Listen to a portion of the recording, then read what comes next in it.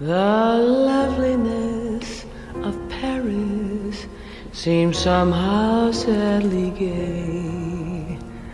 The glory that was Rome is of another day.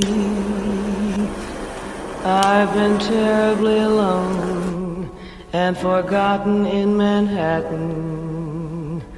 I'm going home to my city